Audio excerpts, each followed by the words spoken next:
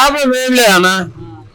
ఒకటి మాకు కాంగ్రెస్ ప్రభుత్వం వచ్చింది, దానివల్ల మేము చాలా హ్యాపీగా ఉన్నాము. సో చాలా హ్యాపీగా ఉన్నాం.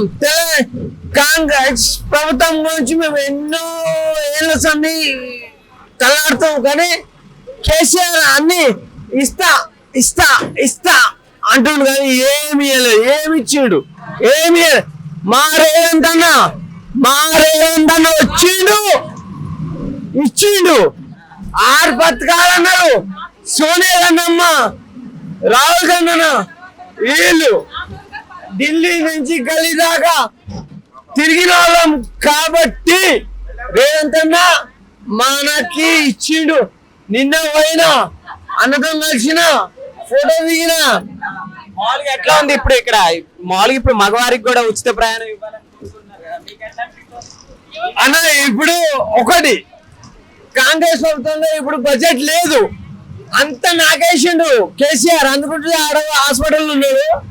సో రేవంత్ అన్న ఏం లేదు, ఉన్నది గుంజుతుంది. గుంజిన తర్వాత అందరికి వస్తుంది, అందరికి. అయితే ఈ పథకం వల్ల ప్రభుత్వానికి చాలా లాస్ జరుగుతుంది అంటున్నారు కదా, సో మీరేం చెప్తారు?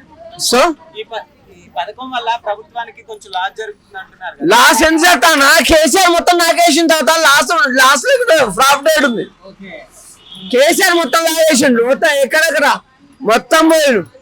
అన్న పోయిండు, రేవంత్ అన్న పోయాడు, పోయేసి మొత్తం చూసిండు, మొత్తం చెక్ చేసిండు. కొన్ని కోట్ల స్కామ్ జరిగింది.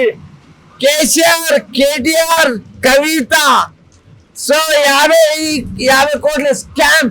నిశ్చయమే అవసరమే ఉంది కవితకి, ఎంపీ.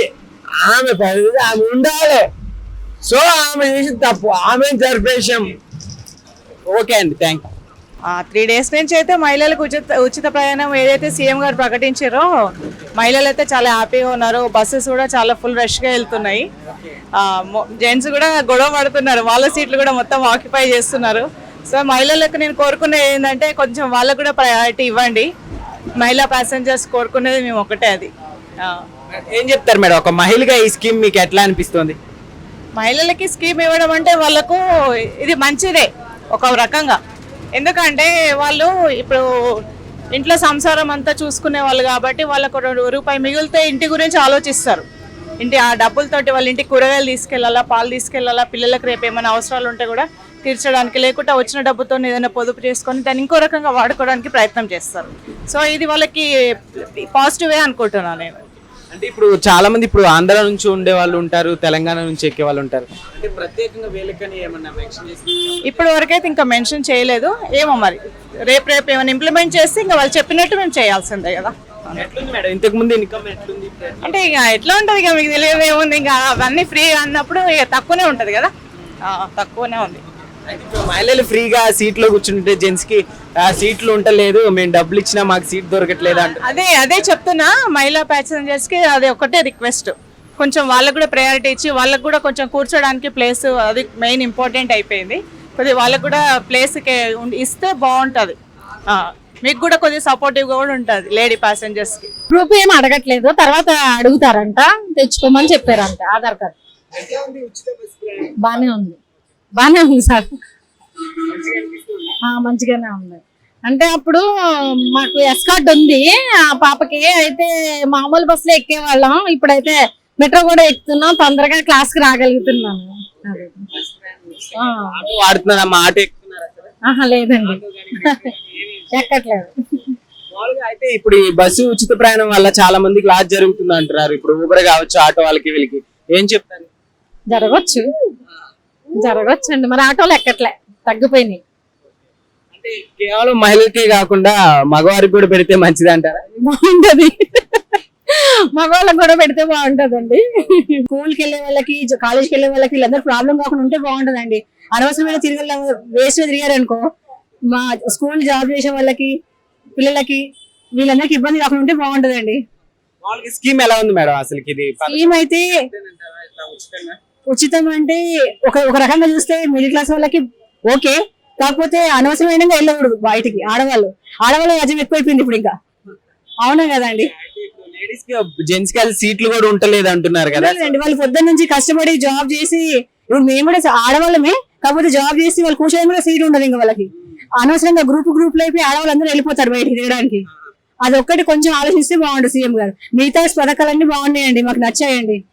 మేము ఎప్పుడైతే ration card wide Rajasekhara Reddy నుంచి వచ్చాయో ఆ తర్వాత ఫస్ట్ సారి మేము ఫ్రీగా ఉందంటే ఆయన వల్లనే, రేవంత్ రెడ్డి అన్న వల్లనే.